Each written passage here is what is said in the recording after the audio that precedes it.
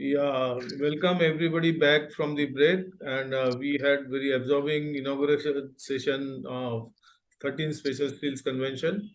We had Mr. Paramjit Singh from Ministry of Steel, Dr. Anil Dhawan was there, Mr. C.H.Sharma was there, and we had very absorbing and interesting session where we had discussed about the rationalization of steel grade steel specifications to simplify the procedures as well as reduce the inventory and make the whole supply chain more efficient. That was one point discussed. Then we also discussed about the for digitalization and again improving the process efficiency of the special steels production. And we also discussed about the future of the industry, and that is what we are here to discuss about. And I am glad that Dr. Anil Dhawan has spared his time from his busy schedule. Mr. C.H. Sharma has spared his time for the busy schedule.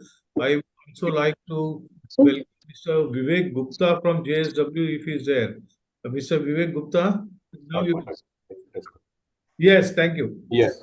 And welcome, Mr. Gupta, for this panel discussion on the new trends in special steel sector. So that is what we are going to discuss here, the new trends.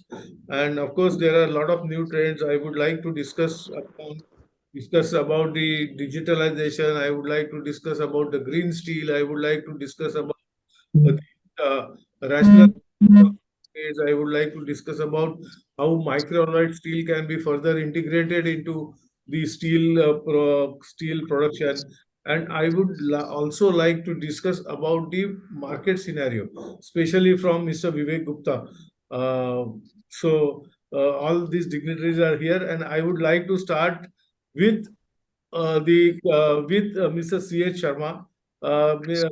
Sharma, your opening comments about the rationalization of steel rates and the new trends in your opinion. You have seen industry for last 52 years, so you have really seen this industry growing. So I would like your opening comments in this regard, sir. Mr. C.H. Sharma. Thank you very much, Mr. Chandekar. First thing I want to point out on one area which has been highlighted by Mr. Paramjit Singh ji, that we have some inconsistency where we are not able to meet the requirement of our export requirement or some material which is being imported in this country, and there the major problem is, as you rightly said, you have to have your processes. What we have all the process in place, whether it is secondary metallurgy, ladle furnace, vacuum degassing, or good casters, but we have to have everything automated. That you have to capture all the data, no manual log sheet, all should be captured, process should be very very consistent. Once you capture the data, you can analyze and fine tune it, but if you are manually capturing, it won't help. So that is the area where I think we are not able to achieve the requirement which is required by the export requirement for some stringent grade. I'm not saying we are not able to meet. We are able to meet a lot of forging quality requirement, but when it comes to the very fine requirement or no defect, or you can say zero defect product, then naturally we have to have very good automation in the system, whether it is in process or even in inspection. Today, I think most of them now have an installed auto magnaflux, auto UT, and we have to use it for most of the product which has to go through a lot of stringent requirement. Also, we have to have a better clean steels. Maybe we meeting the requirement of forging industry, which is not very which is not very, I will say, very rigid. But now, if you really see the some of the steel which has been imported for gears or for such component, where you have to have a very good fatigue life. Naturally, you have to have very low oxygen and very clean steel, and you cannot have even one component. So there again, the automation level or a process, if we need, say, I'm just giving example, if we need to meet a 15 ppm specification, you have to see that you never exceed 12 in your own plant, so that even if you want in recheck or somewhere it goes to 12 or 13 if you are in the specification. We are happy when we meet, say, just the borderline case. You have to have a, internal specification which is stricter than what you specify, get in the specification. I remember in 90s when I made first visit to, Dido Steel, I was amazed to see in a 15 ppm specification on ball bearing or in alloy steel, there most of the steel was only having 6 to 8 ppm oxygen. And sometimes we think it's over quality, but they were saying that, we do not want anybody disputing our analysis or somebody rechecks and says it is 10, it is still within 15. So normally, if you have to really satisfy your customer, you have to go one step ahead, or you can say excel or excellent in your quality or a specification. You can't just have a borderline case and then go there and say, no, I will prove you that this is the specification which is there. This is one area which I will, that which is very important to have a automation level. And today India has all the facility. You have very good IT engineers or, a lot of good electronics available. So naturally, my generation, we were saying skill of building person was more important. Today, it is, you have to have skill incorporated in the process and it should be automated and nobody deviates from it. That is one point. The second point, before we go to other area, I think as Mr. Chandekar highlighted, we have to rationalize the steel, which I think Mr. Dhawan, Mr. Paramjit Singh also has appreciated, that we can't live with 10 specification for the similar grade and make 10 different grades in small batches or hold the inventory. It will be good for the industry, for a manufacturer, also for the forging industry, and also maybe user industry, because sometimes he asks for something which is not available, you have to manufacture.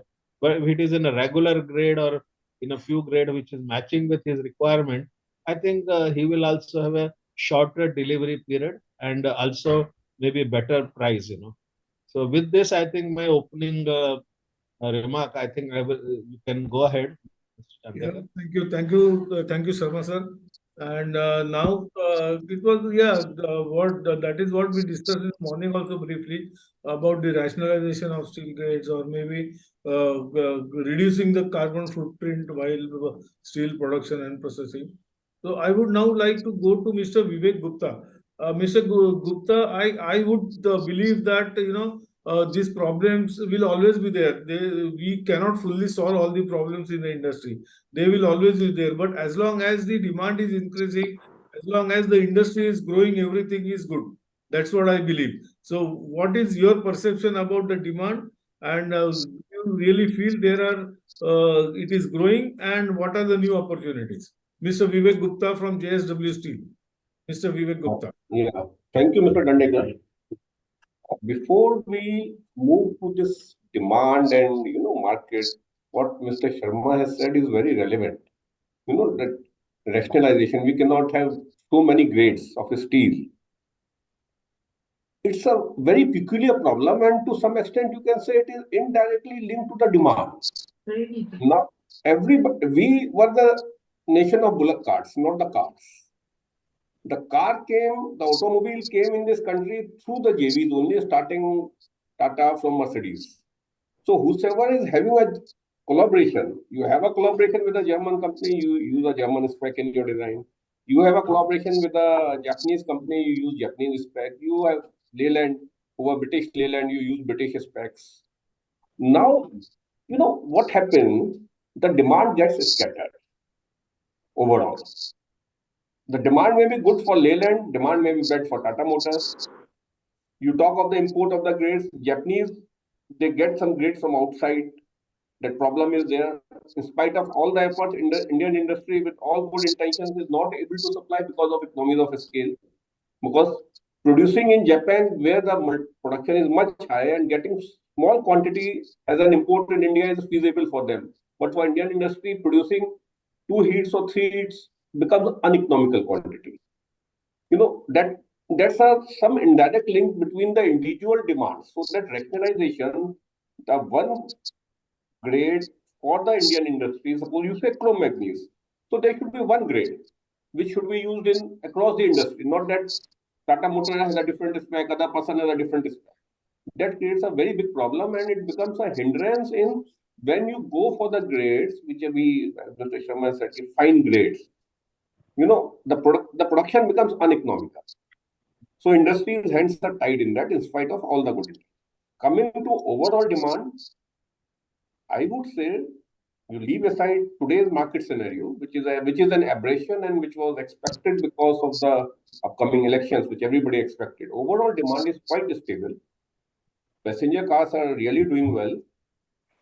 MHCV and LCV, especially LCV and ICVs, are doing quite well because of end-mile connectivity and hub and spoke model everywhere.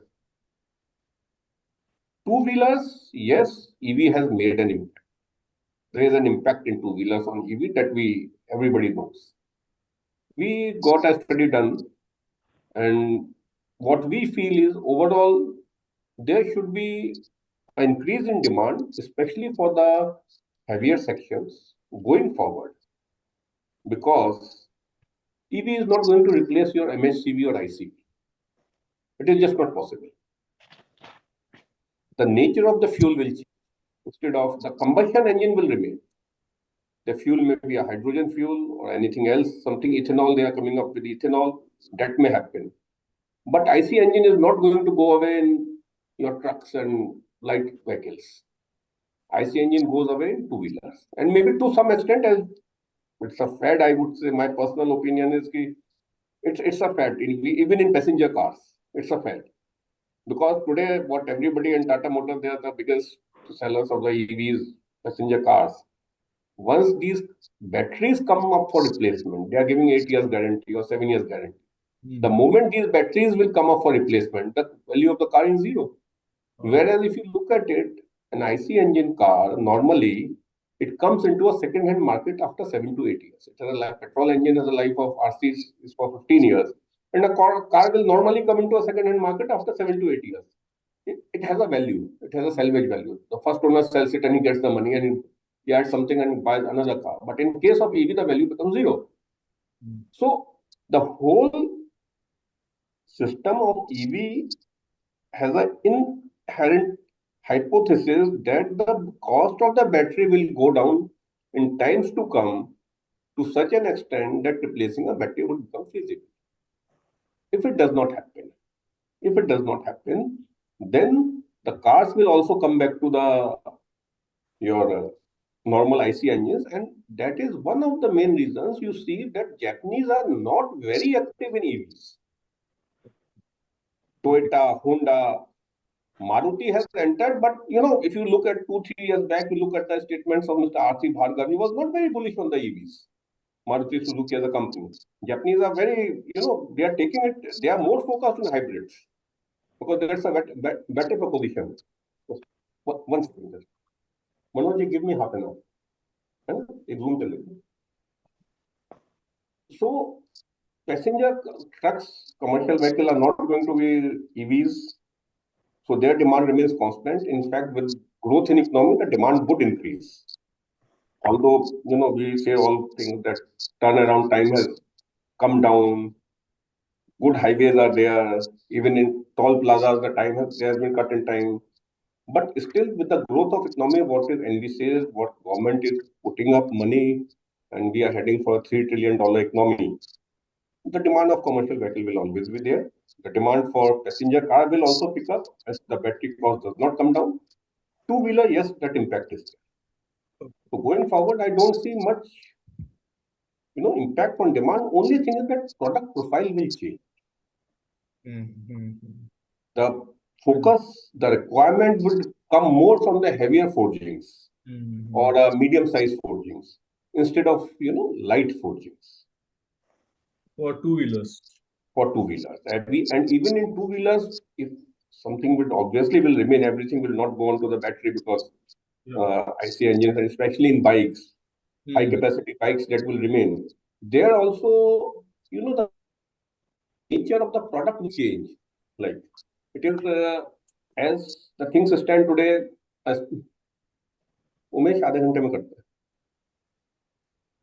As the things stand today, the normal process is that a component vendor will buy the black bar from a steel supplier. Then it will be converted into bright bar, and or he'll do the forging, and then it goes to the another tier one supplier who will assemble the components and give to the two-wheeler manufacturer. Yeah. Now this process of bright bar, wherever it is, it will go away because close tolerances are coming. That process will go away with Cox block and all the new technologies and the mills which are coming up and existing even all the mills, if you see, which have been put up in last 5 to 10 years, they have got Cox block technology with close tolerances. The need for bright bar will get reduced because dimensions, they are becoming stricter and stricter. They want to use it as such. So only forging requirement would remain. So there will be a change in the product profiles. The product shift will be there. It's from smaller dials, it will go to the bigger dials. Yeah, yeah. Thank you. Thank you for your opening remarks, Mr. Gupta. Generally, as I was mentioning, if the industry is growing and if the demand is growing, that means all is well. What do you say? All is well? Of course, all is well. It depends upon the individual who is doing well. No, yeah, yeah. I know. I'm asking Dr. Saab also. Dr. Saab, do you think all is well? Sitting on the trade body and controlling and seeing from above all the individual players of the industry. How do you see? How do you see the industry growing? Sir, you are on mute. Dhawan sir, you are on mute. Dhawan Saab, आप mute हैं. Sir, still on mute. Okay. Yes. Am I audible now? Yes, Yes. yes. How do you see the industry from the above, from the trade body window? Well, to be honest with you, today, as Vivek mentioned, Vivek is a very knowledgeable and modern time steel executive. So he's very correctly brought it out. The special steels area, which measured 65 to 70% auto, 20-25% defense, and balance 10 aerospace and others. These figures are just approximate, and I think a few percent ahead, they don't matter. But that is how the industry special steels stand for. And while Vivek has talked about auto sector completely, the things look very stable at the moment. We should not put it in the negative area or very high estimation area because nobody wants to make a very long term estimation as of now. Neither the producers nor the consumers, because of the very fast changing environment in next 3-4 years. Mm. And as brought out by Mr. Sharma and Mr. Vivek, the pole post is changing, and gray areas are more than the clarity areas. And if that be so, every step will have to be with a caution, particularly in the investment. Now, the first thing is industry has to expand. And if industry has to expand, then the questions come which direction, which technology, which way, and that is where it is linked to the demand assessments, which Vivek quite clearly brought up. Therefore, the things looking stable on the production side, on the demand side, and I think even on the realization side also. So, having said that, two, three things are challenges also in the future. Like about a year back, it was thought of that EVs are going to change the scenario altogether. Now, I was sitting with the stalwarts of the industry, both sides, and Vivek was there. I think with ECMA, Siam, both the meetings. He was very kind. I was there, sir. Yeah, yeah. So, and recently we had a meeting with the big ones, the GM, OEM, and others. The phobia of EV is fading. Now, that is very significant. And as Vivek rightly brought out, the more thrust and more penetration is on two wheels, two wheelers, and maybe three wheelers. Passenger cars, well, it is the buyer also does not Hybrid perhaps model. have that much of an appetite, and therefore hybrid model, as has been expressed, are going to be more acceptable. And therefore, the current situation, which was feared that because of the lighter vehicles, lighter requirement in the vehicles, that does not hold good for too long. Therefore, the demand is going to sustain. That is the first conclusion. Number two, the studies have brought out that the heavy vehicle segments Mm. and defense vehicle segments will have virtually no impact of EVs. Mhm. Virtually no impact. And therefore, EV seem to have been, when we say the challenge seem to have been mitigated by both consuming industry as well as the steel industry. Mr. Sharma, Mr. Vivek can correct me if I'm slightly wrong. Now, can I make my 2, 3 points? Yes, yes. Go ahead, Dr. Now, So I think, I just want to ask a small question to Mr. Gupta. You also mentioned about the defense opportunities in defense industry. Mr. Vivek Gupta also mentioned about the opportunities in defense. How big is the opportunity and how near is the opportunity, Mr. Vivek? Well, that's a loaded question, I would say. Defense. Yeah, I know because there are a lot of it is not simple as it looks. So Yeah, I very well know. And do you see really opportunities materializing in defense right now? I would say the opportunities are materializing more on, electronic side of the business instead of the On the steel hardcore side, not on the. steel or metallurgy side of the business. Okay, okay. Now, if you just take up the case of all of us know that Kalyani has developed this ATAGS Hmm. gun. Hmm. They are yet to get an approval from army. You see, Dr. Dhawan, we always No, talk about defense as a big so opportunity. defense has defense has become something, a showcase kind of thing, Dr. because Dhawan, it sounds good to the ears. well, those who have already, Mr. Sharma, who is in the longest in the industry, he would talk, but what has been my domain as a knowledge is there are there are specialists in supplies to defense. okay, For being a supplier to defense, you have to be a specialist producer of defense products and not run of the mill or ordinary steels. Therefore, as of now, today, the major suppliers to the defense steel grades have been only three in the whole industry. okay. Bidhani, maybe Starwire, maybe Sunflag, and Kalyani are now joining. So these are the four major suppliers. Now coming to how big is the segment? Segment is tremendous, which was being dominated only by the imported component directly being supplied. Imported component having highest steel in it, Import and there are vehicles. 57 grades Yeah. of steel which the SIDM Ministry of Defense and Steel Ministry, I have brought it to the notice of the ministry. 57 grades which are in the capacity of all the steel producers or many of the steel producers, but being imported either in the form of component of steels because they get the clearances right away. Therefore, the kitty is good enough, and the emphasis of the government being make it in India, melt it in India, and therefore we don't care when it happens and how it happens, but we are not going to import it.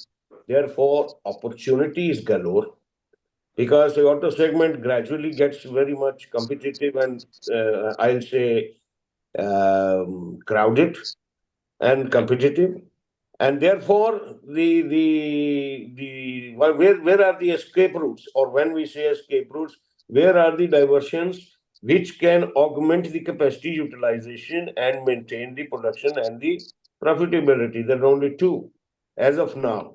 One is the defense, the other one is exports. Both are having a high challenge. And the alloy steel industry has always faced very high challenges. So defense, the people are talking, taking clearances gradually. And I can assure, basically, Vivek will stand by me. JSW has taken a big leap and a decision to get into defense sector. Yes, sir. And they have gone into, I think, study also. And therefore, what can be supplied to defense will always be something very special and at a good price.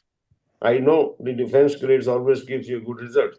Now, Yes. second point which I want to add here is, Vivekji, I slightly would like to add to what you said is defense, but most of the suppliers they don't want to get into it because of the two. One is the high quality, which Mr. Sharma would certainly stand by me, and second one is the procedures of procurement, which Yes. is highly tedious. Nobody wants to participate in a tender. Nobody wants to go into a tedious process of supplies to defense because of the inspection involved and approvals involved. When you can easily, if you have already done a good job with the auto manufacturer and you have a capacity, you go grow there, then there would always be resistance to make. And the lastly in this, I think Mr. Sharma mentioned about it, and the bigger challenge here is minimum order quantities. Minimum order quantities or quantities for manufacturing and that scale of manufacturing, that is an important. That's why Midhani has no competition with the rest of the auto manufacturers. Do they have? Answer is no. Star Wire is 40% export, I think 60% domestic, mostly to defense and very little to auto. Explains everything. Kalyani today's share gradually going up because the from the other alloy steel producers there had not been much of an effort, and therefore they are making a very fast entry into defense. Sunflag has made a very big entry into defense. So therefore, opportunity is there. Question is how much effort one can make, or facilities are now the next point which I wanted to say was facilities are very much there. Mm-hmm. So I all things are exactly. available. Only one has to see, and since the government has opened up, since the I, government has opened up, sir, therefore in next 2 3 years you will see a gradual growth of supplies from the domestic manufacturers and a drastic fall in imports and defense grades, because we have asked for a stoppage of those 57 grades and put them on the negative list. Automatically, the steel would be bought by them. yeah, I understand, sir. I see. I also agree that the opportunity is very big.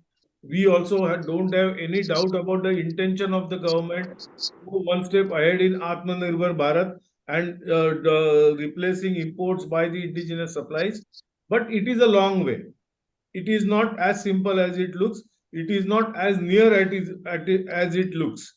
It is a long way, maybe 3 4 5 years down the line we can make a sizable quantities in pushing in the defense sector. Mr. Vivek Gupta, your comments, quick comments, and then I'll go to next point.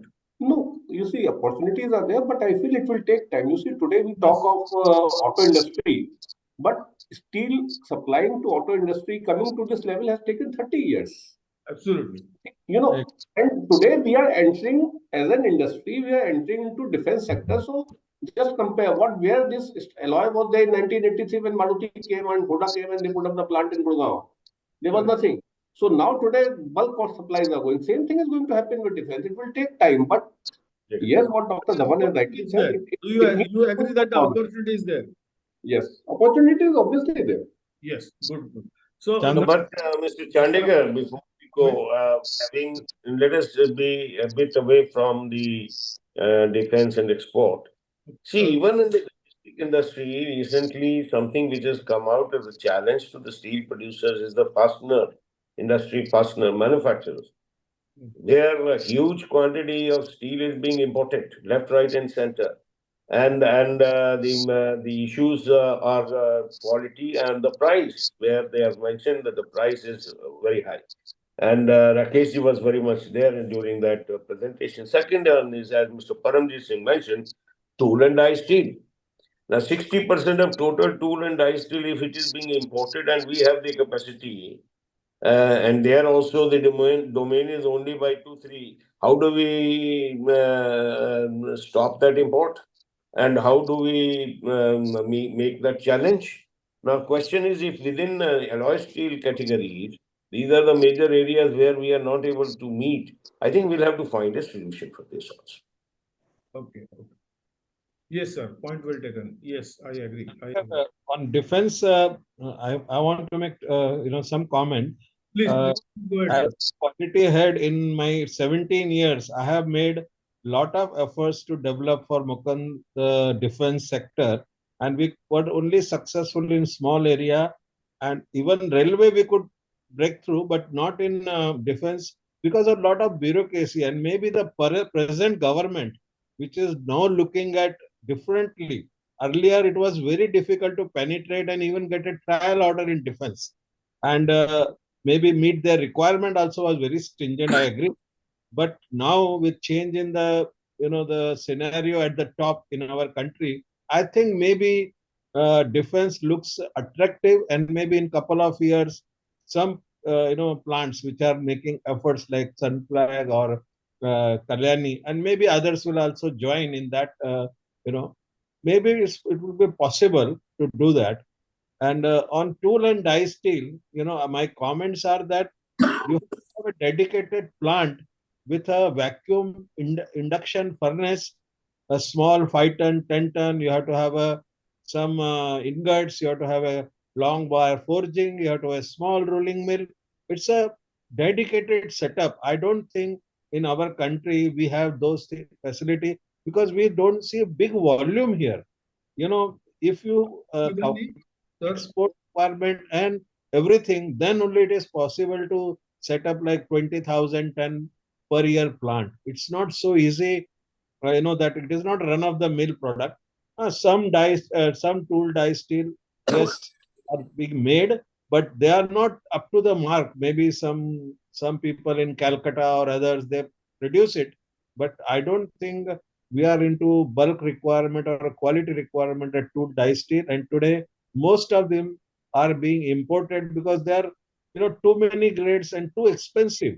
I don't think you can have any rejection on tool die steel. It will be going to be very, very expensive process itself. I studied the process, and you need maybe 5 ton, 10 ton vacuum induction and make 1,000 tons a month or 2,000 tons a month maximum.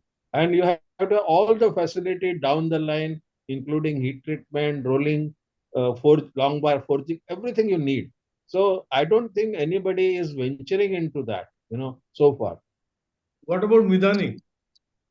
Midhani is a government plant. I think private industry also think, because any want a person who want to invest, first thing he will say whether I will get 10 20% return or not.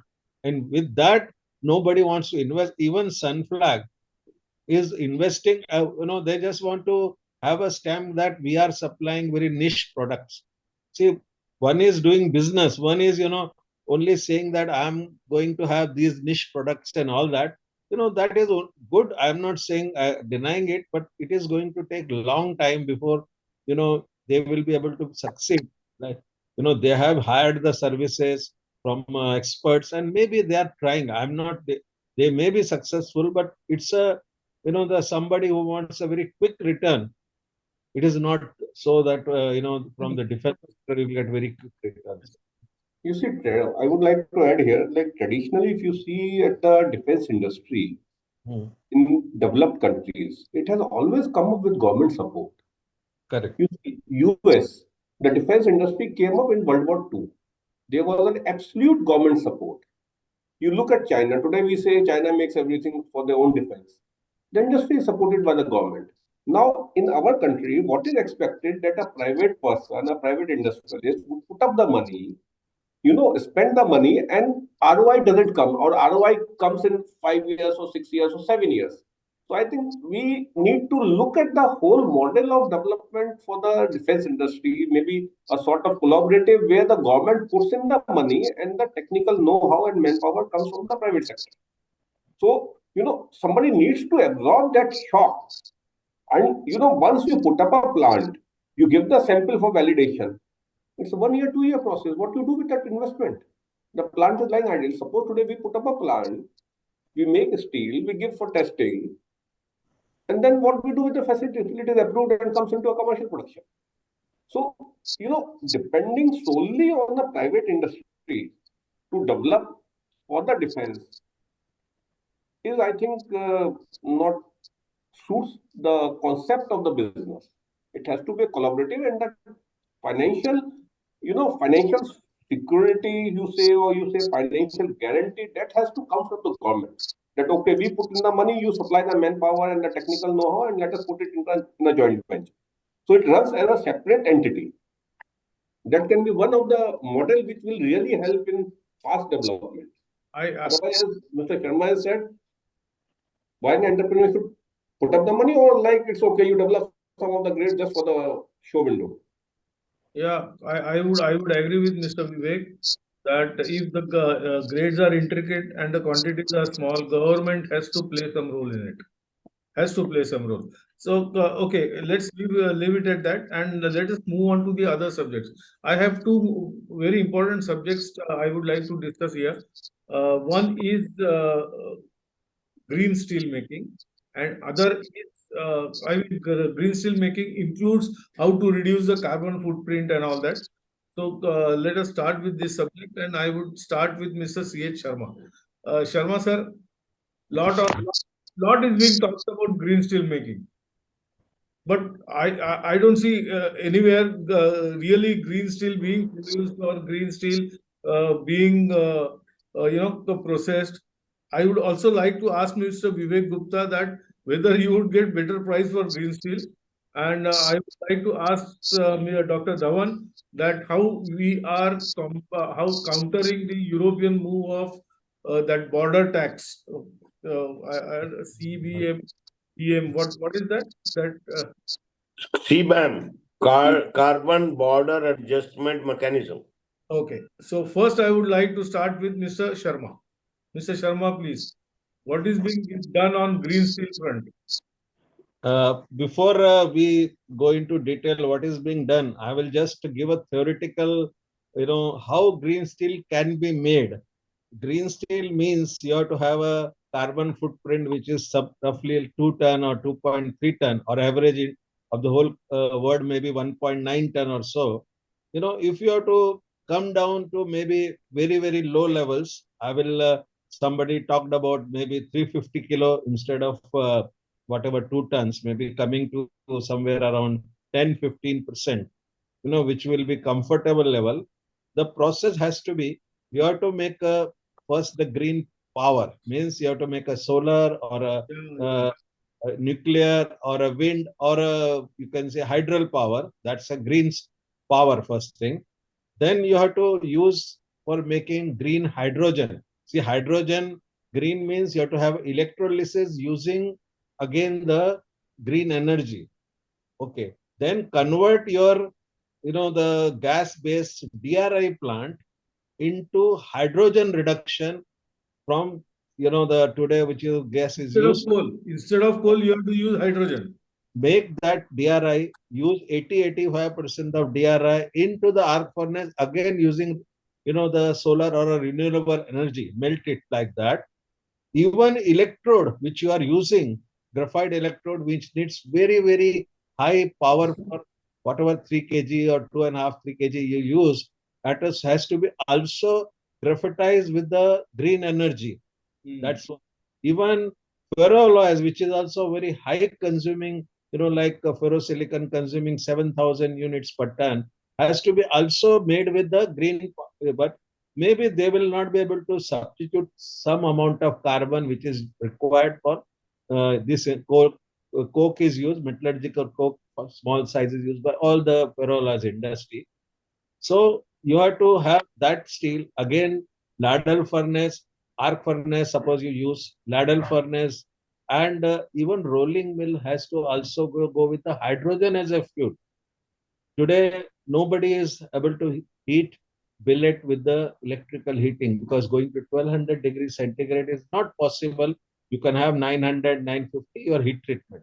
So everything has to be green. Then you are left with some amount of CO2, which I'm saying maybe 15%, 350 kg or so. So if we have to come to this level, everything has to be coming from green power to hydrogen to finally the steel. And present second thought which is there, to capture the CO2, means whatever we are generating from blast furnace or something, you or from the power plant, you have to capture CO2. And only today I was reading that the capturing cost has been estimated at $83, coming to $83, I think, per ton of CO2. So it is going to be double, you can say, if you are generating 2 ton of this. So it is very, very difficult job. Okay, you see those who are talking about green steel, like maybe you have read about Kalyani Steel. What they are doing, they have converted part of their requirement by using solar energy, which is being used. And let me tell you, solar energy uses in the arc furnace or otherwise is going to be the requirement of the industry. Today, see, power in Maharashtra, a couple of companies which I know is 10 rupees per unit, including maximum demand. And once you go to solar, you can maybe have 4 rupees or 3 rupees or 4 rupees, including your maximum demand. And if you're consuming even a steel plant like maybe JSW or a SLR or a hospitals also consume 400 units of power or 450, including rolling, including oxygen and other auxiliary or exhaust system. So the saving is enormous today by using solar power or a renewable energy if it is cheaper. So many industries are going with solar. I know about a couple of industry with which I am working or I have worked there earlier. Everybody is thinking, even arc furnace, which is consuming up to the end about 750 units for their maybe heat treatment process, rolling process, or administrative building, everything. If they change to solar and save 5 rupees also, but 5,000 rupees, it is going to be a very big margin, 3 to 4,000 rupees a ton. So it's a requirement that you will be solving two problems. One, you will be going to greener steel, have less. Even with arc furnace, you can go to about 700 kilo of this 0.7 ton. You cannot go to 350 easily. And even DRI, those who are making with the solid reduction with the coal, is not a, if you are using it, you are penalized for that because you are consuming it. So scrap availability is going to be very scarce because many countries have said that once this green steel requirement will come, they will not export the scrap. Today, designing arc furnaces based on imported scrap is going to be very difficult. Tata Steel is going to put up a plant in Ludhiana based on their scrapping policy at Rohtak. So unless you have a scrap available within your country, I don't think designing a steel plant with the scrap route. DRI, first thing you have to first have your gas, natural gas for reduction, and then you can convert to hydrogen later on possibly. So that is also not there. We have a very high cost gas. So we have to look into this before thinking about green steel. But I think it is a requirement. I was reading about the fact, the figures. The earlier, say in 1750, say from 250 years back, you had a 0.02% CO2 in the atmosphere. Today we are close to 0.42. So we have doubled the CO2 in the atmosphere by generating so much of CO2, and there is a danger of many cities drowning because of the you know uh, higher CO2 and global warming. So it is a requirement of the world to go for greener steel. But let me tell you, the steel industry generates only 8 to 10% of CO2. It's not the only steel industry is generating this, the CO2. It's only 10% share out of say everything. So steel industry can contribute, but there are many other industries which has to fall in line, especially the processing industry. You know that today we are very used to the frozen food or processed food. I think we have to go away from there also to make our earth greener. So this is my comments on this. So greener steel, you can make it partly, and we have to go ahead. I'm not saying stop at this. Wherever possible, substitute your fossil fuel by, but it should be electrical energy with a green power. And everybody, 80-85%, some plants which I know have already gone greener. I will give one small example. The Kalve steel plant making stainless steel has our 100 million unit, roughly 100 million unit of green power coming from solar source, and the cost which has been published is 3 rupees 70 paisa plus maybe wheeling charges or whatever others or maximum demand charges. But they will be saving, even Maharashtra has a 350, 850 or 9 rupees. You'll be saving enormous amount of money, also helping the global warming area also. So everybody is doing. I know of many companies. Recently, I have been to ISMT, which in couple of months 85% power will come from solar. They are already investing lot of money into solar power.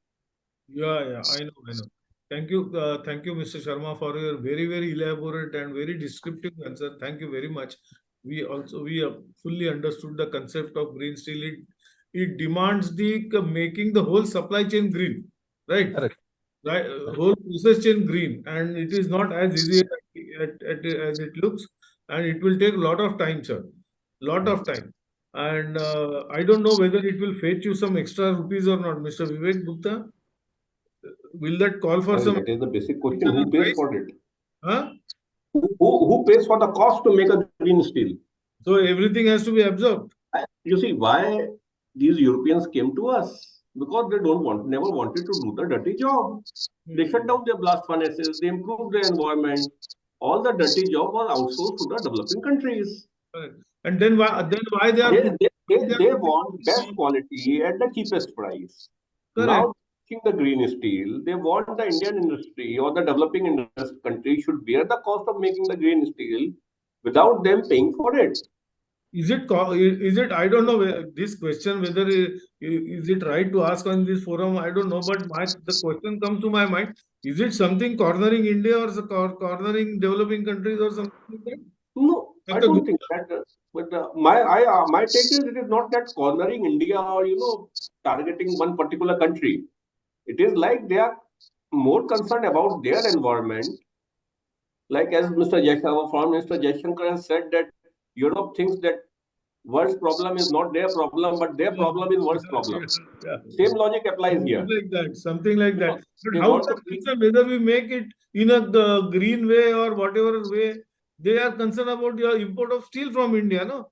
How are they concerned that in what way we are making? Dr. Gupta, what do you think? How we are countering this European move? I think we have done the petition also, no, against that move. But the CO2 emission is going to harm the whole globe. It's not that if we generate CO2, it will not harm the Europeans. It will harm everybody in this world. It is a one earth, and it is going to harm them also. Sir, how Our the global develop was how the waste was developed by cutting trees only, no, and harming environment only. Now when it is our turn, they are saying that it is bad. How they have developed? They have developed in the same way, no. Mm. Anyway, Dr. Dhawan, your take, please. Oh, wonderful. Thank you. Am I audible? Yes, Yes, very sir. much. Please. Yeah. I've heard both Mr. Sharma and on how to make a green steel and Vivek's point of view from the marketing. Uh, I think green steel per se does not have any definition standard as on date. That is very, very relevant and important. Mm-hmm. And that is why some people are working internationally on this, and few definitions have been generated, but by and large, one definition is eluding everyone. Government of India also has undertaken the total study on green steel or green steel policy, making 14 subcommittees in which most of the alloy steel producers major ones as well as smaller ones, are members of these committees, including ESPA myself. Green steel coming as a item, as Mr. Sharma mentioned, there is not a single particular item which is responsible. Nevertheless, there are 5 identified items which are most polluting, and steel happens to be the second highest polluting product after, I think, aluminium. Correct me if I'm wrong. Now, having said so, like many other global groups or the platforms, there is another global platform in which there is an understanding reached internationally by Mr. Jaishankar, the man, the person who has been mentioned here, along with the government of India, that we will all work together and strive hard to bring down the carbon dioxide emissions. Unless all the countries put effort together, the global emissions will never come down. And the present global emissions are not result of 1 or 2 days. It is the result of the last 1 century. Therefore, the emissions will evaporate, or the products will be totally green, and it will what will be the real cost on these things?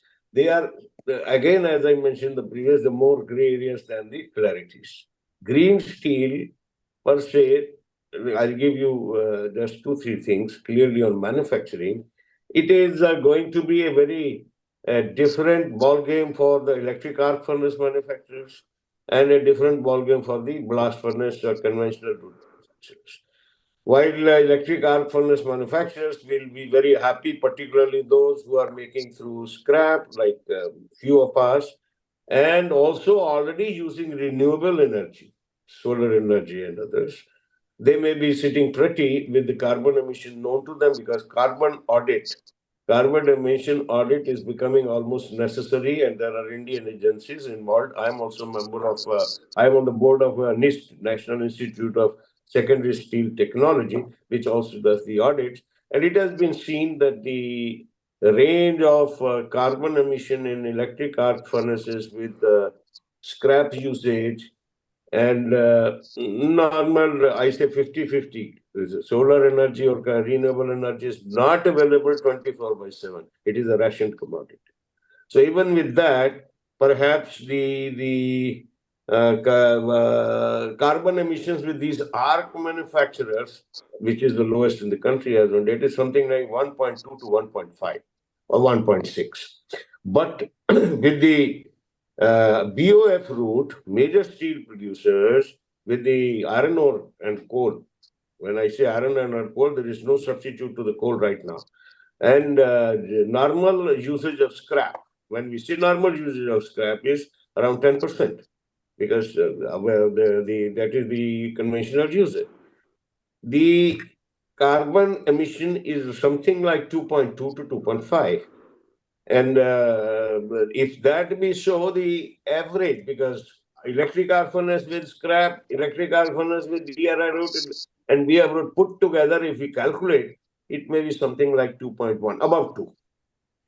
Now, the phases have been given to the industry to reduce the carbon emission, and it is not meant to be reduced overnight. There are targets up to 2030. And let me assure you, and I know it, that by 2030, hydrogen will not be available. Therefore, that option is not available for carbon reduction by 2030.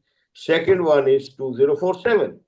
Now, 2047 and 2055 and 2070, they are the milestones. Out of this, 2070 is the global signing of all the countries put together that the globe will be carbon neutral. Before that, European Union has taken a target upon themselves to make themselves carbon neutral by 2005. And India has taken a target by 2047. We are right now 2025. How many of us will be alive? 24. How many of us will see that? I don't know. By 27, we may have to reduce by more than 30%. Now, if that be so, what, according to me, having been a part of all these committees, the green steel would have a definition which will have a comparative reduction from the current levels by a particular level. And I assume overall global target would be by 2030 or 20, I don't know that one, to come it down gradually, 2035 or so, to come down to 1.8 average level. Now, within that 1.8 average level, companies are doing a lot. Vivek mentioned that the support has to be there. Let me share with you, European Union, the plants with hydrogen are being fully supported by the government. And they have put in the money, though there is a zero interest or something like that. Similarly, India will, if we have to go to that levels, Indian steel capacity, which is already about 100 million tons at BF, the rest may be on electric arc furnace. Oh no, it is, I think, 50-50. So 70 is arc furnace, 70 is BOF. Within that 70, few are with scrap, balance are with DRI. So a plan has been developed in which it will be reduced. But yes, it is a mammoth job. Coming to the only electric arc furnace, half of our units are with that. And I must share with you that Kalyani took a lead and they floated the brand last year. And they have also announced commercially we are available. Similarly, the recently Vardhman has also offered to both Ekman and Siam that our green steel is available to you. Question is, where is the demand for green steel? Who is demanding green steel? Therefore, the price aspect will come when the commercial supplies of green steel will come. Now, overall, the impact of hydrogen is estimated to be something like 100 to 120 pounds per ton. 100 to 120 pounds per ton. And if we have seen the CBAM, it clearly says there will be a penalty on any steel supplied with carbon emission above a particular level. And that means that will be the penalty. So the cost recovery will depend on how a steel producer with all kind of proficiencies offers that steel to the rest. And Vivek ji will have to sit with the auto manufacturers, OEM manufacturers, and auto component manufacturers as to what do they need in the form of a green steel and what particular. Like I think Mr. Sharma will stand by me. Like any other certification where you give components, various components in a steel, another will be added, and that will be carbon emission in your steel. Now, and that will be through a process. So that will determine the pricing. But I am sure the way things have happened, the way steel producers have offered in the last meetings, at least alloy steel producers are in a position to offer green steel at a very competitive price already. And therefore, I feel proud that alloy steel producers have already gone ahead than the rest of the people. Thank you, sir. Tell us something about how we are countering this European move to levy tax on the non-green steel products. Well, I think it is something like a tiger which was being talked about, and or a bull. You have to take the bull by the horn. Reason: European Union and European market has been a very traditional export market for Indian steel producers, both for carbon steels as well as for the alloy and special steels, and particularly stainless. Now, if that be so, the position is all these producers have started reporting the data. When you say all these people have started reporting the data as per the CBAM, meaning thereby, A, they are prepared to face the challenge. B, they don't want to lose. You see, every developing of a market requires a lot of effort, both in carbon steel and more so in alloy and special steels. And there are a large number of people who are exporting to European Union from India. I know at least 6 of the alloy steel producers who have gone along with me to the ministries, telling that there's either you help us or you remove it. No, few are there who have asked for a countermeasure. I'll come to that. But the status today is there is nothing to worry about. Okay. Status number 2 is the companies have already prepared and started giving data. It is something like a race who touches the tape first. And it is not applicable only to India. If out of, say, 10 steel producers in India, even 5 or 6 of them are able to offer steel as per their requirement and matching or even slightly higher or lower, they will be much ahead of the rest of the world. They will be, and one must easily find out as to how much is the steel imports important for EU, where Mr. Vivek will tell you there is a quota, and the quota gets fulfilled even on the first day. First day, We sir, and have half of the association. gets half of the day. Half of now he's smiling and say half of the day, knowing fully well it is insufficient, knowing fully well that India wants more of a quota, and therefore knowing fully well that large steel producers or many other steel producers, like including JSW, AMNS, they're all capable of meeting CBAM standards. They will, and therefore we are asking for quota to be removed. There was no question. The bull has to be taken by the horns. It has been taken by the horns, and it will be handled very well by India. This is my position. Okay, great, great. So the message to the industry is start preparing for green steel right from today. I didn't get you. Start. Message for the industry is start producing green steel. Start going in the direction of producing green steel right from today. If you have not, No, no. I have already cannot escape. given you the information. Industry is capable of producing green steel. Please get the orders. Great. Mr. Vivek, Mr. Kalyani Steel is already asking for the orders. No, And Vardhaman Steel has already asked for the orders. Mr. Vivek, my question is, can you get some extra price for that? I'll tell you, we supplied to one of our European customers. He's a big buyer. They started with us discussion, and then we exchanged a lot of data with them. Our internal, as a group, we by 2028 or 29, we completely plan to shift to the renewable sources of energy. Will come out of all this thermal and everything. Yeah. They are willing to pay. Let me put it that way. Okay. Okay. But not to that, extent what it should come. So now it is something again like it's a negotiation process. We say you pay us $200 more. They would say, no, we can pay only $100 more, $125 more. It becomes more of a commercial thing. Then another alloy steel brother will come and say, okay, no, I'll give you free of cost green steel. It's not happening. So it's commercial thing. Yeah. Sir knows it.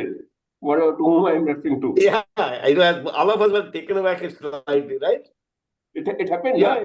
That ACMA It happened. So, Mr. Chandekar, the less we talk about the price, the better it would be. That is number one. And number two, it is always will be a factor of demand and availability. Great. If the buyer is asked by the local authority, regulatory, which I mentioned in the morning, that local auto manufacturer is going to demand the steel, which only JSW can produce, JSW will give a price which the fellow will have to pay. Okay. So, yes. It is as simple as that.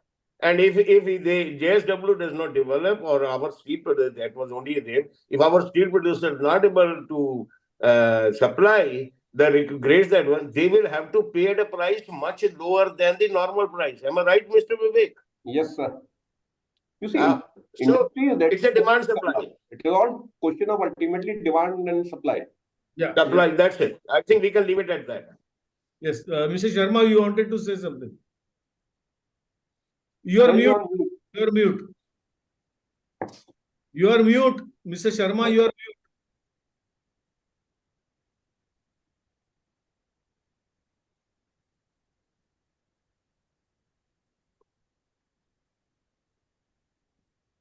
Those who are saying that we are producing green steel, what they are doing, they are suppose getting 40% renewable energy, they show 40% production is by green steel and balance is by other.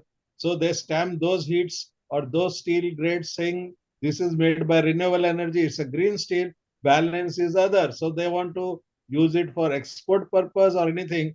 They are saying that is green steel. So this is the jugglery being going in the industry. So don't think nobody has 100% renewable energy so far. Maybe I think 85%, 15% you have to buy because you have to build this solar power. So you have to buy something of the thermal energy. So what they do normally, they show something is made from the green steel, something is made from the other. So for export purpose, if you want to supply, you will use that as a grade. So this is being also done by the industry today, saying I'm making green steel. It's not true. And how much Let pollution? me, let me, I think I'll need to add to this, whatever you are mentioning. But Sharma Saab, there's nothing unethical about it. Let me put it clearly and blunt. Carbon would be traded. Please note, carbon would be traded, and carbon points either bought or earned elsewhere will be utilized to bring down the certification of carbon emission. So there is a carbon is going to be traded. You buy carbon and put it along with this. We don't use any energy. The net certification of carbon emission will come low. It will be called a green steel. So since I know about it, I thought I share. There is nothing unethical about it. Yeah. I'm putting it very clearly as an association head. Okay, good. Okay, Chandekar, go ahead. Yeah. No, that's okay. Do you think, sir, there is need for some sort of a certification or norms of green steel making? It will be there. There is no doubt about it. There will be certifying agencies. It will be a certificate issued to your steel. It will be a certificate issued to your mill. It will be a certificate issued for every process. Correct. Whether it As is like a gas certificate, it will be the certificate. yeah. But by when you'd expect it to be in place? I think only the steel mills can tell. Yeah, but each mill will have its own time scale. I know. Okay. It's like a BIS standard. Who will Yeah. take the BIS standard? It is voluntary. It is not. But someday it will come. Okay. But someday it will come for sure. That's what you are saying. Absolutely sure. Absolutely mandatory. It will come. Okay. That is good. We have discussed a lot about green steel, all aspects, commercial as well as the technological as well as the strategic. Now we move on to we are okay, we have some time. So can we discuss something about PLI? I wanted to really know how effective it is and how many people have really benefited and what is the there is PLI 1, PLI 2, something like that. Dr. Dhawan, can you throw some light on these aspects? Well, PLI is absolutely must for alloy steel producers. Yeah, that's what. This is the right. That's why the scheme was called specialty Correct. steel sector. But even if it is an official platform or otherwise, I would like to say that the grades which were covered were totally inadequate. Allocation which was given for a lifestyle was also totally inadequate. You would have seen my letters in the recent past, and the business line which has covered this day before yesterday completely, whatever our viewpoint is. Mm-hmm. And as Mr. Vivek mentioned, that something in defense and aerospace manufacturing or putting the money would require government help. Therefore, while PLI 1 is something like a hybrid, Yeah. उसमें mild steel भी है, mild steel in higher category से coated. Mm-hmm. उसमें railways के rails also with a higher application. उसमें बहुत सब कुछ है जो specialty steel within mild steel है. But the component for alloy steel, which we initially it was not covered for auto sector, has been now covered for the auto sector. And almost all the companies have gone in for PLI 1. Okay. They are going ahead. And it is there on the Steel Ministry's portal. One can have a look at it. Yes. PLI 2, which was meant for strategic sectors, again on our ESPA's request, was for defense, aerospace, and all the other rest of the grades for auto sector. Very specific, major. It was almost, in fact, as far as the Ministry of Steel is concerned, it was approved, agreed, and forwarded. And then it has got stuck at the highest level, either because of the current what do you say, what is called election process. So it is awaiting approval. And once that comes, I think all grades of alloy steels would be covered in the rate as a PLI. Like auto sector, like auto component sector, like textile, PLI is must for alloy and stainless steel. The rest may be, here is where the expansion requires government support. Even though it may not be that high, but still that is where it will do, particularly for defense and other grades. So that is where the government's help would be required. But as far as PLI 1 is concerned, almost more than 20 people are working on as per PLI. They have already signed a MOU with the government and they have opened bank arrangements. And PLI one, have the people got the incentives? No. No, it will not happen because this is the first year of implementation. So if this first year of investment will take place, it will have to be reported next year, and it has also to be backed by some proofs. Mr. Sharma, you have been consulting a lot of special steels companies. What has been their experience regarding PLI? I think everybody has applied because they wanted more grades to be included. Because earlier inclusion was very very specific. Balls that steel for ball bearing balls or some spheroidized anneal wire rod basically for balls. Again, it is because of the the segregation and other. Some alloy steel we saw, which we have said that we should get some trial orders for using it. I think Maruti or Hyundai is importing something for gears. But tool and die steel, which again is a difficult subject unless somebody wants to put dedicated plant. But here, I think, as others also said, that you need to have a government support.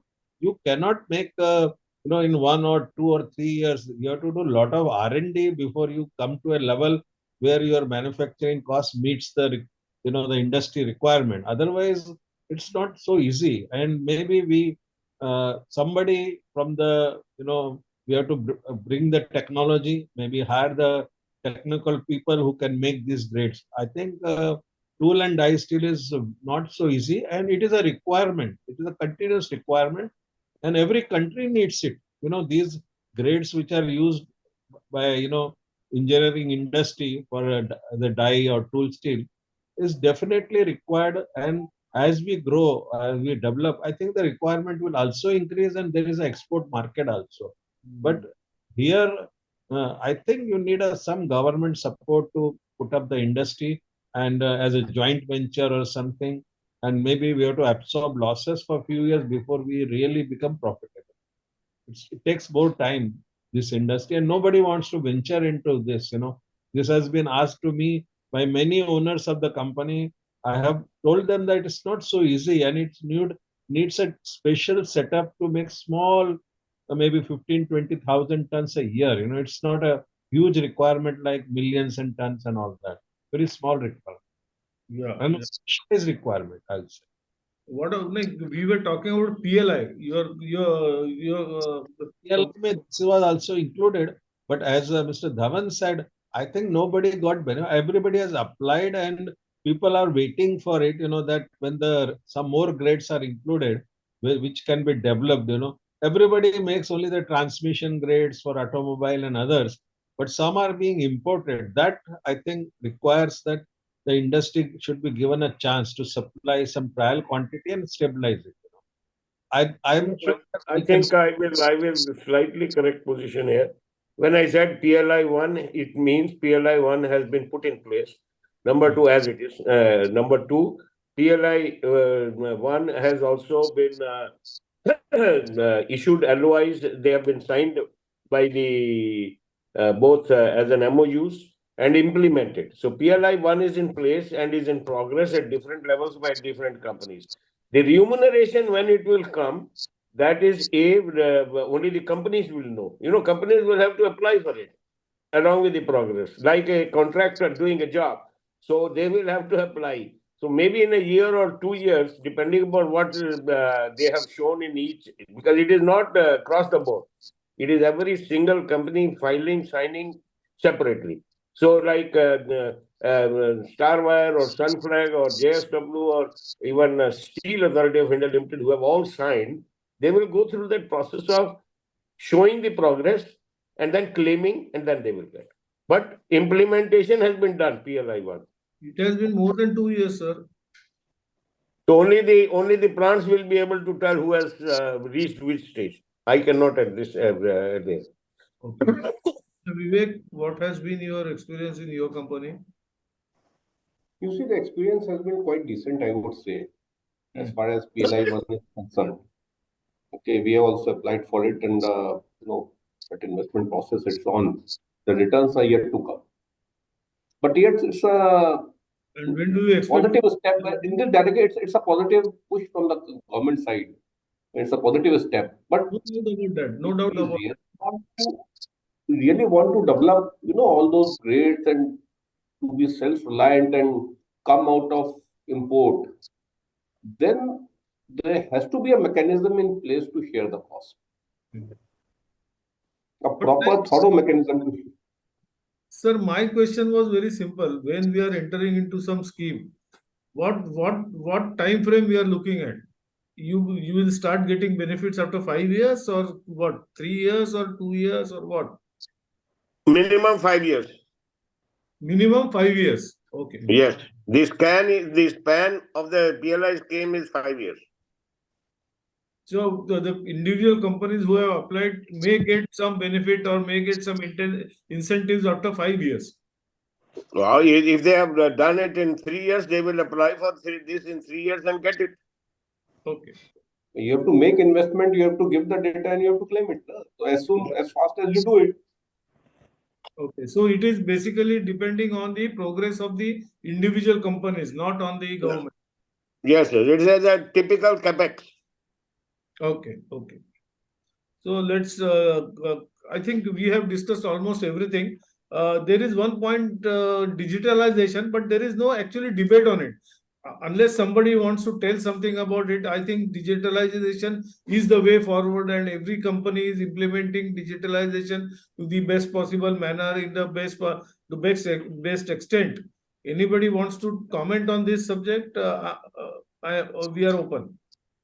Uh, Basically, those who are buying the steel, our customer base, they are now auditing, and they are definitely putting stress that whatever you have data, it has to be captured, and it should be recorded, not that it is manually mentioned or anything. So there is lot of pressure from the big customers or the prestigious customer, that they want to go through that, how we capture the data, automation level they need in the process. Whatever you have, whether it is ladle furnace or vacuum degassing or caster, every data should be captured, and nothing should be written by manual in the log sheet. It should be coming from the data from the interface.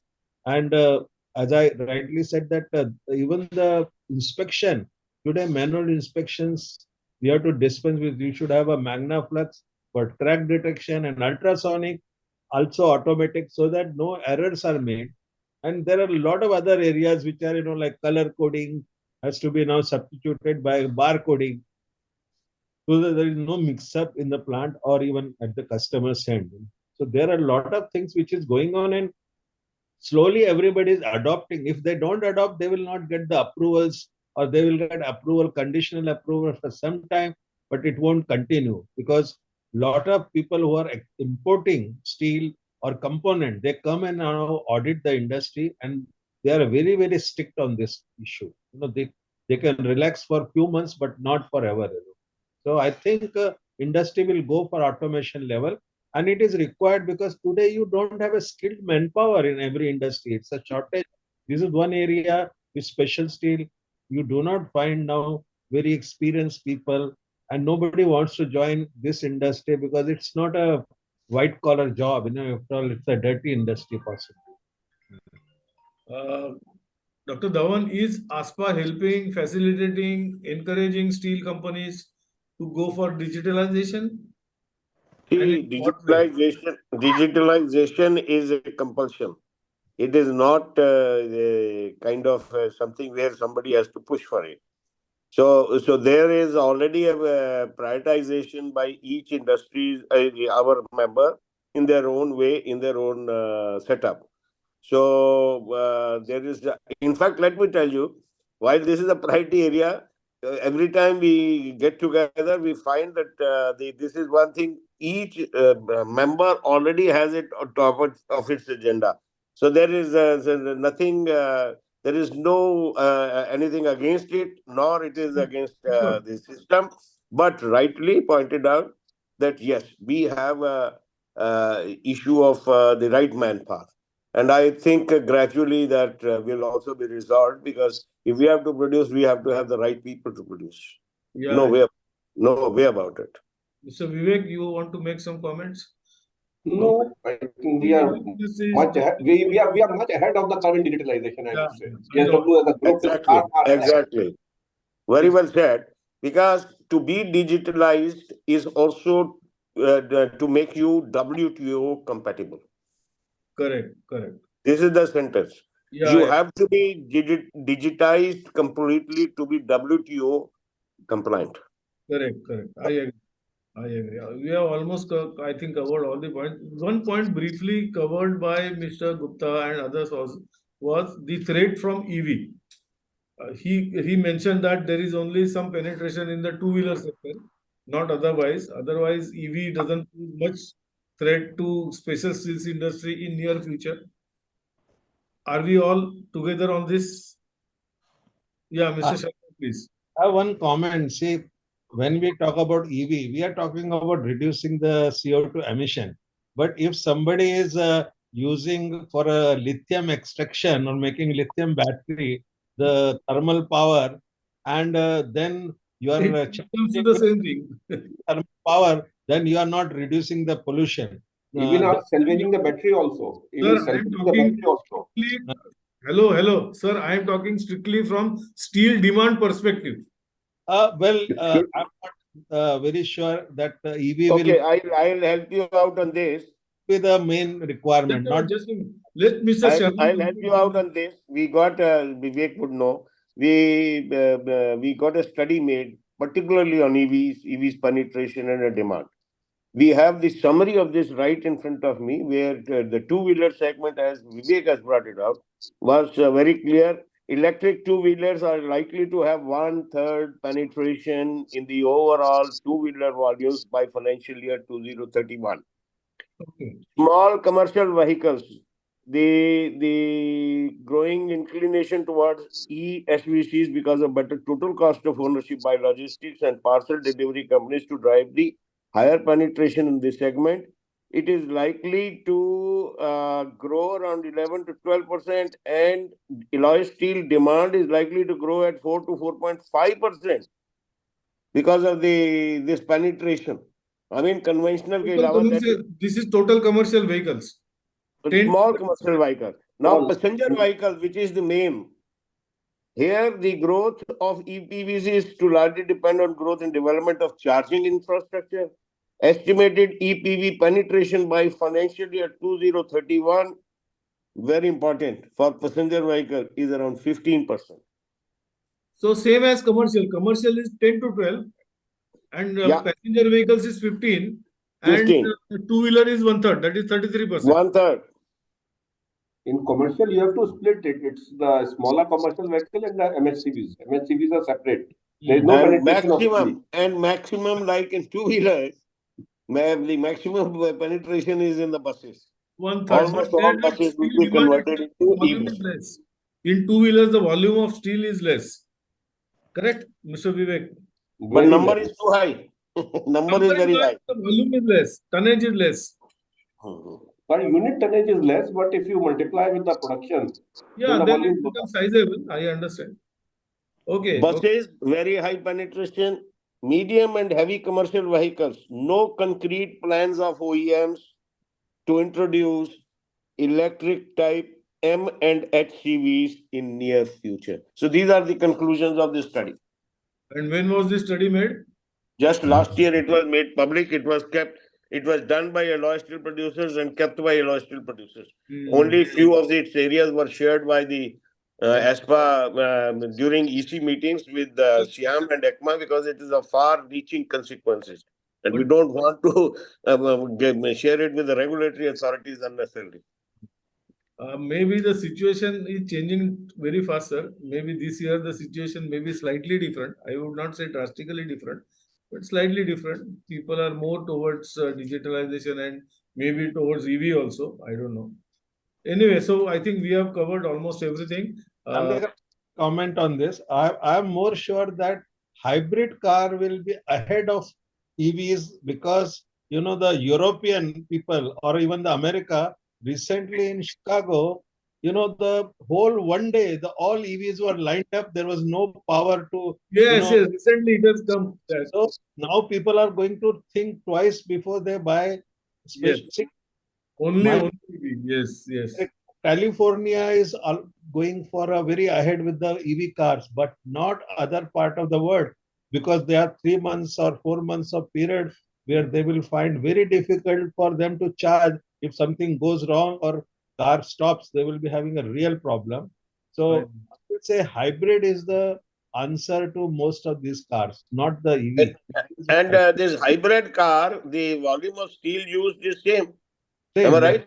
Sir, what Only, about the It doesn't price? change. What only about the on price? I will have to pay more price for hybrid. where running cost you can save. That's the only thing. The per So kilometer you comes pay the down. cost of the hybrid and run on battery. Maybe. So I think we have been discussing special steels for last 2 hours or so now, and that has been very absorbing discussions. All points I think we have covered. If anything is required, anything is remaining, I would like to request for the last comment from everybody about the future. How do they see the future of steel, special steels industry in this country, especially?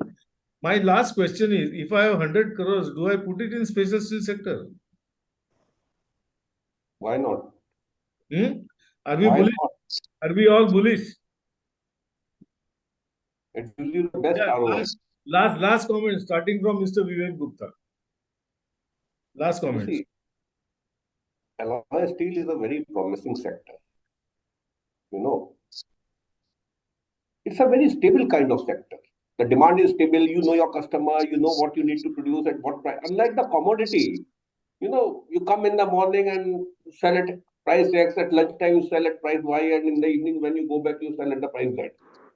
So alloy steel is a very stable business year on year, and it keeps on growing because apart from the traditional things which we always discuss, because the volume comes from there as of now, going forward, the demand from other sectors, like we discussed aeronautics, we discussed defense, then space is another thing which is coming up.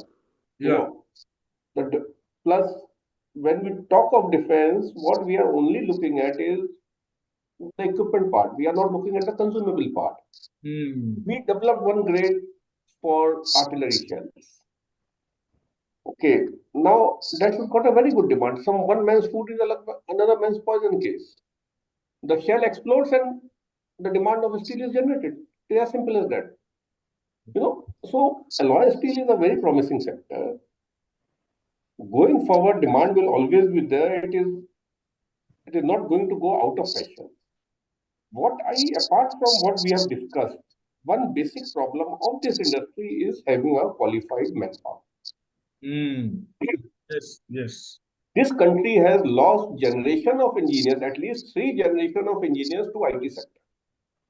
Everybody, you do engineering, but you go into IT. You do mechanical, you go into IT. You do metallurgy. So there are no engineers. What the industry, manufacturing industry, and especially the industry like steel get is the Hmm. precipitate of engineering college. A boy who is not able to get a 4 lakh rupees per annum job in IT comes to this sector. He only comes here. He only comes to this sector. Otherwise, you pay him 6 lakhs for working in a steel plant and you pay him 4 lakhs for working in an IT with Wipro or TCS. He'll go and join there. Hmm. Nobody wants to come here. So this particular problem, which I feel should be addressed jointly by the industry, how to get the trained manpower. Look, we have a plant at Salem, everybody knows. Now, if today we need a technically qualified person for our plant. There's nobody available. Hmm. Please understand. From where to get the manpower? There are very few limited manpower. There are very few people with the experience. They are working with their own companies, all set. Nobody wants to relocate. New boys are not coming. Even if they come out of compulsion, they are always on a lookout how to move out of it. Nobody wants to stand at the shop floor. So this particular problem has to be addressed. Otherwise, going forward, from where the everybody has to walk into sunset. The generation of executives have walked into sunset. My generation is also standing on the boundary of the sunset. Another 4 5 years, we will also go away. From where the industry will get the manpower? Yeah, yeah. Very, This very needs to valid be, point. I think, properly addressed. Some sort of colleges or industry should sponsor the courses. I still remember when I was in, that was, I'm talking of 83, 84, when I passed out of 12th. That was a time when there were no missiles in India. R.K. Venkatraman, who later became the president, was the defense minister. So in 1983, the government started this integrated missile development program. And there was no computer science. So Hmm. DRDO, what they did, they tied up with the university and started the MSc in computer science. So point is, you go into MSc computer science, passing out, you get a job in DRDO with a Hmm. bond that you have to serve the DRDO for 5 years. That created a pool of people on which today's missiles are based. Yeah. Something like that the industry has to do to sponsor the courses in IIT. I won't say, because in any case, IIT boy is not going to stay there. But yes, RECs and NITs sponsor the courses, especially for the steel industry, with a sort of Hmm. backed by a job offer and say a lock-in period. Then only you can have a qualified manpower. I know, I know, I Otherwise, know. it's very difficult to sustain this alloy steel business. Commodity is something different, but alloy is a skill-based It is business. not commodity, I understand. It is, but metallurgical intricacies are You lot. need good metallurgist, good Yes, mechanical to yes. produce alloy steel. I know, I know. And if as a country also, if we want to, make the achieve that target of 300 million tons by 2031 or so, then we need a lot of manpower. We need really technically qualified, metallurgically qualified man. Yes, for steel, Point, especially for alloy steel, you need good qualified skill set point, for Walt. industry And to now, grow. now we will all look toward ASPA for some project on this aspect, sir. Now, sir, your association has to act on behalf of the industry. Dr. Dhawan, Point well made, and I fully agree. In association has to fact, act on behalf of the industry. You have to take on some. am I audible? Yeah, Yes, yeah. sir, very much. Okay. I think point made is very, very important. In fact, one of the most important points which Mr. Vivek has mentioned about it. Earlier there used to be a metallurgy course in almost all Yeah, universities, yeah. and IITs also would take it up. Now only some center of excellence have been created in few IITs. Otherwise, there is no institute having metallurgy as a course, Even Mumbai IIT converted its metallurgy course except into material science. except Material science. except for few places like Rourkela, where there is a plant, or the Durgapur, if there is a institute, there is a plant. So that is one. I think this is a problem which is very much flagged already by the industry as a whole, and we as a ASPA, because we suffer a lot. I keep on hearing there are limited people and limited number of producers, and you know what. There Sorry for my bad throat. But yes, very rightly mentioned, we'll have to find a solutions. Solutions is that the viability of these guys come only when they are offered jobs. Now, if the same mechanical engineer is offered a good amount in the beginning, you need a lot of electrical engineers. You need a lot of mechanical engineers. You need a lot of civil engineers. And you need few metallurgical engineers. So there is no dearth of the three others, mechanical, electrical, or civil. There is dearth of metallurgical. Now, that part of metallurgical can be taken care of by We have been talking about it in few institutes and this and that.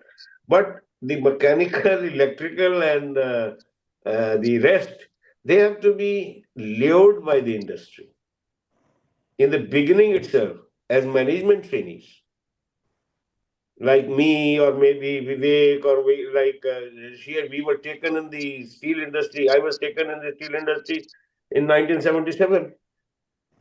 He says he has spent 53 years. I know Vivek, he must have spent decades. So It's 34 years now, sir. 34 years. So we are still, if we can still survive, then others can also survive. It is not so bad. It is only for the industry also to do something. Government will institute the courses. If the people don't come in the metallurgy courses, what will you do? I have spoken 4 or 5 times in Indian Institute of Management. I was invited as a guest. And I was asked to speak on a potential of steel industry as a business and as a career. Now it goes up to the numbers very well. It goes on the prospects very well. It goes on the growth very well. And if at the end, when I say, yeah, the return is so good, I put up to you what are the chief executive of a company is getting, what is the average salary. Will you join steel industry? There is not a single hand. Sir, you don't pay them well. How can they join? Why will they join? So you have to lure them to the industry. And Vivek ji, this is where the problem lies.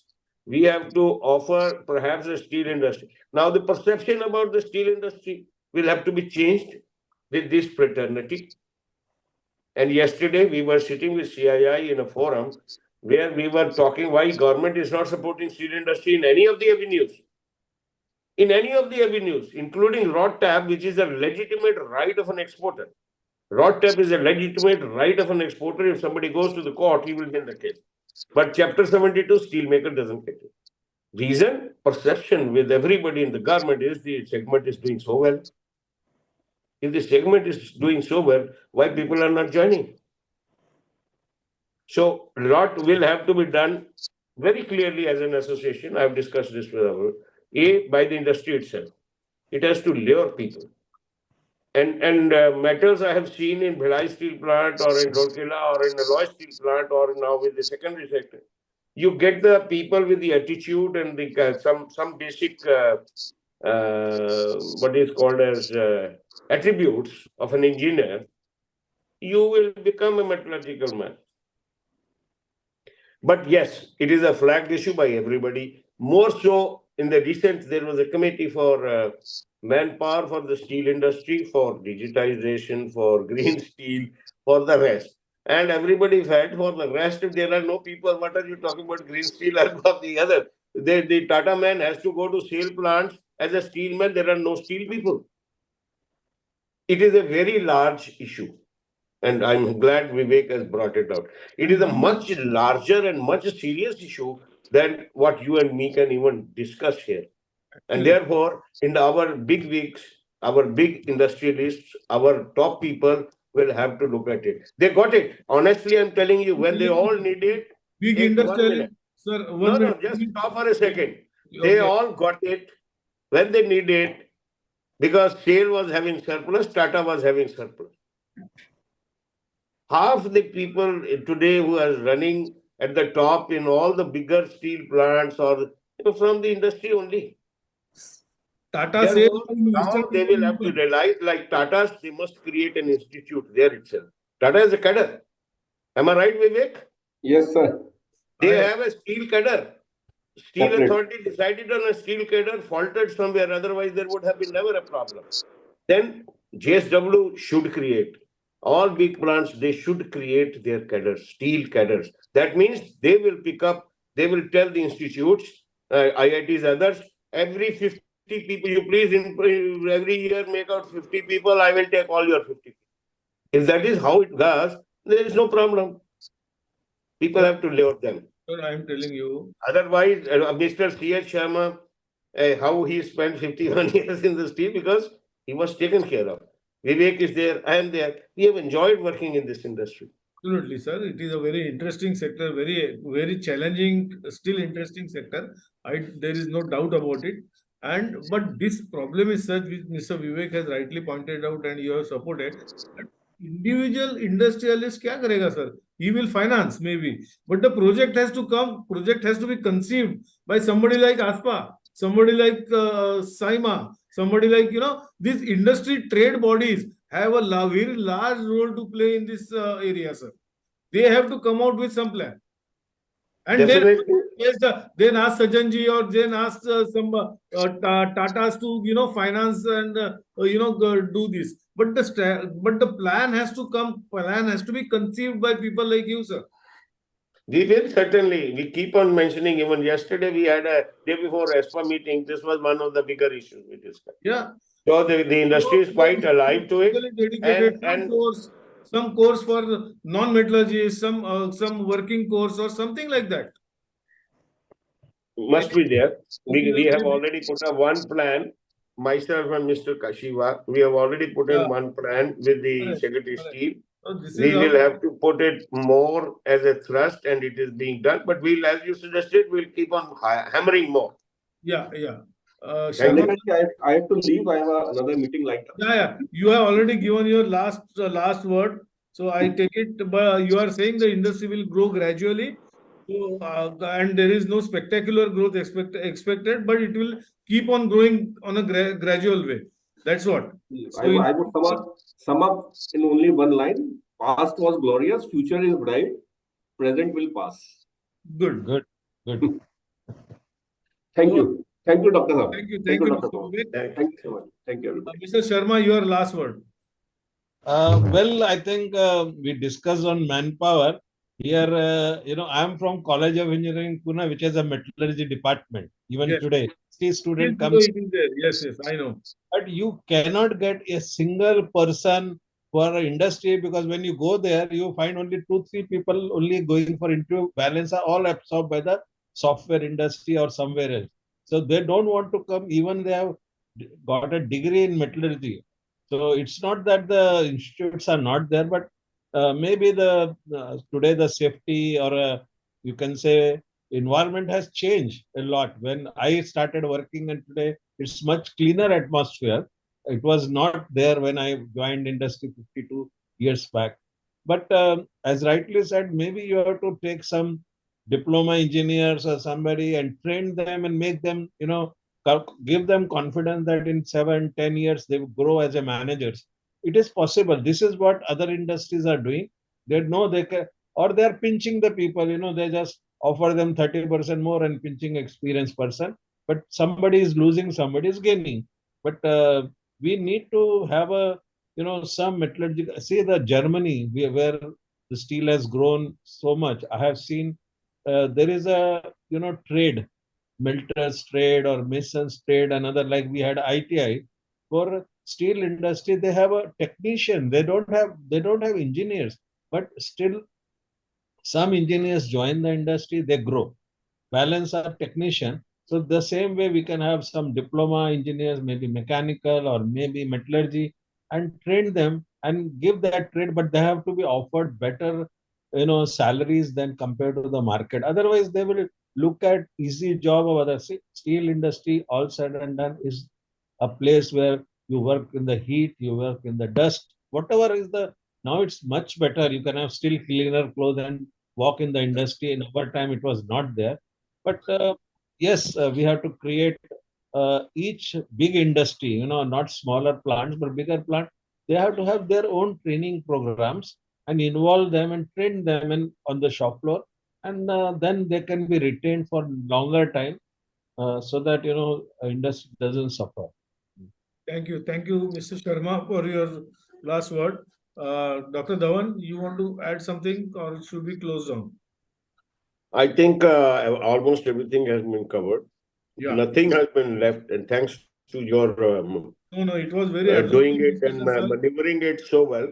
No, Alloy steel industry, I would have to mention that it requires a different mindset. yeah.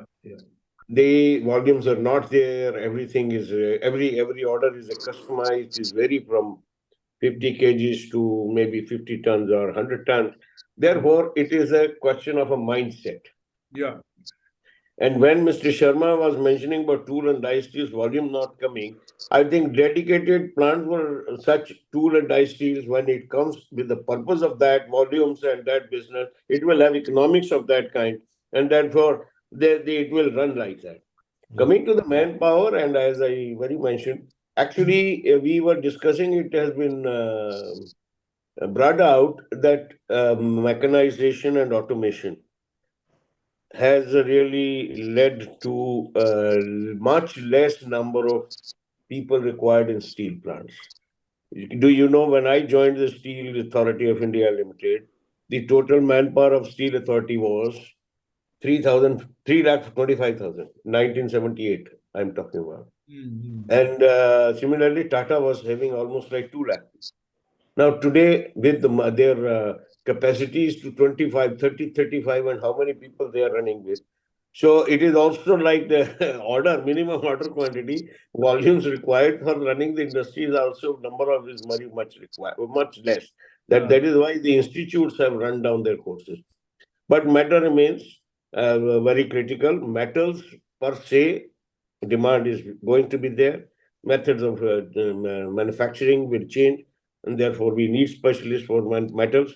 And therefore, various forums, including there is a forum on metallurgical. I think Sharma Saab would know, which is working only on metallurgical segments, where I have been visiting and talking on their forums as to the requirements, and they are already taking help from all of us as to the requirements and taking up with all the academic institutes and even the education ministry to see that the industry does not suffer for want of competent manpower. Thank you, Mr. Dhawan. It was very absorbing discussion. We discussed right from digitalization to green steel to PLI to intricate grades like tool and die steels and their demand mechanism and all that. So thanks very much. It was very absorbing and very informative, I believe. And let's close down at this, and let's break for lunch, and we will be back by say 2:30 again. We are 15 minutes late, so we will catch up at 2:30 for our business session 1. Thank you very much. Thank you. Thank you, sir.